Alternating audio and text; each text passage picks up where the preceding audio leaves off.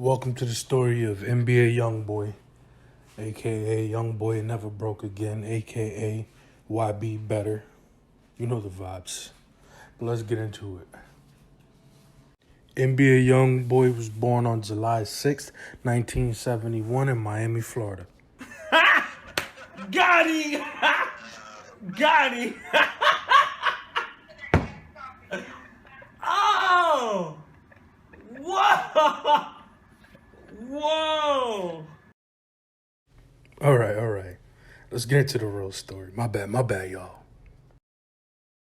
NBA YoungBoy was born on October 20th, 1999 in Baton Rouge, Louisiana. His father was sentenced to 55 years in prison, leading to YB's mother moving away. She sent YoungBoy to live with his grandparents on 38th Street. He broke his neck at 4 years old after falling off a bed at his grandparents' house. That's the reasoning for the permanent scars on YB's head. He's often stated that his grandmother is the only woman he ever truly had love for. Since his grandmother's passing, he's once said walking on stage is the only time he ever really feels love now. YoungBoy first expressed his interest in being a rapper to his oldest brother Pierre on their couches just around 7 years old. He was inspired by his biological mom, who was also a rapper. YoungBoy and his brother Pierre used to cut their neighbor's lawn for $7 each in an attempt to make money without getting involved in any street activities. That didn't last long though, seeing that $7 here and there just isn't enough money to do really anything if you think about it. So him and his brother started stealing bikes and car batteries at a very young age. That ended up leading YoungBoy into home break-ins and dropping out of school in the 9th grade. Around the time his grandmother passed away from heart failure was when YB started taking the music seriously. He then had to move in with his brother Pierre and Pierre's mother, Monique. They had different biological mothers. YoungBoy took a serious liking to Monique in a second mother type of way and even started calling her mom, to be honest. When YoungBoy was 12, he had a conversation with his brother Pierre about life, and that's when Pierre told YoungBoy, "Don't worry, we're never going to be broke again." Yeah, you heard that. That sole conversation led to the beginning of the NBA slogan we all know and love today.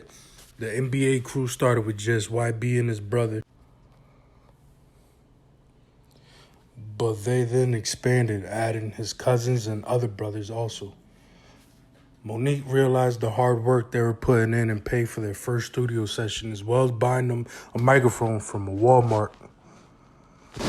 YoungBoy crafted his style after looking up to other local Baton Rouge rappers, G Money, who was one of his first mentors, Lil Fat, and Fredo Bang.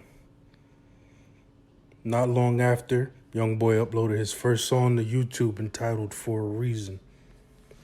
I feel like his potential was obvious from day one. His brother Pierre would decide to become his manager and handle everything on the business side of music. Pierre started by making 1,000 CDs of YoungBoy's music and randomly just passing them out all around Baton Rouge. That alone would get YB a small fan base just to start with, you know what I mean? When YoungBoy started to get consistent with music and dropping music, he got into trouble with the law. He had to go to a juvenile detention center for 6 months due to a home break-in. YoungBoy credits his 6-month stint with helping him clear his mind and realizing music was his real purpose. He'd later drop his first mixtape upon release from the detention center entitled Before the Fame. He was inspired by the way Jeezy used to drop mixtapes constantly, and he wanted to take that approach with his own material.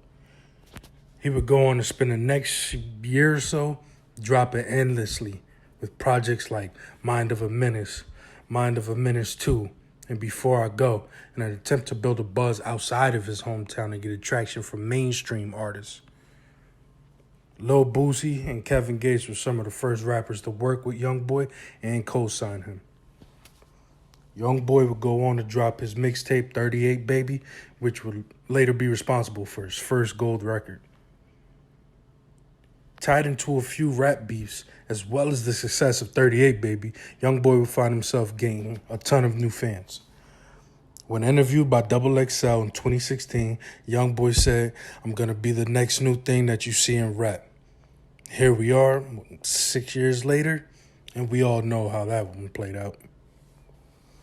On November 28th, 2016, YoungBoy was arrested for 2 counts of attempted first-degree murder for a drive-by shooting and was held on a $200K bond. Even though he was only 17 at the time of this arrest, he would still be tried as an adult for attempted murder. And just like that, the newest big thing in rap could possibly face life in prison. But the hustle never stopped. At the end of 2016, he dropped 2 new projects, Mind of a Menace 3 and Before I Go, Reloaded. That would up his total to 6 mixtapes in just 1 year. 6 mixtapes in 1 year. The dude really wanted it. You can't take that from him. He'd be locked down until May 2017, though. After regaining his freedom, YoungBoy was quoted saying, "I'd never jeopardize it again."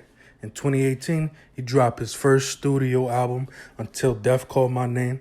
The album had big features from artists like Future, Offset, Lil Uzi, Birdman, big mainstream people. And that's kind of the beginning of the YoungBoy's success story. I mean, we can go on and on about his legal battles and run-ins with the law, etc. But we all have social media. We all have YouTube. We already know, the ins and outs and what's currently going on. So there's no need for me to beat you in the head with information that's already, so prevalent in today's news cycle. So, I just wanted to give you guys the rundown on the come up, the raising of Kentrell, and background more or less. But personally, I just hope dude stays out of trouble.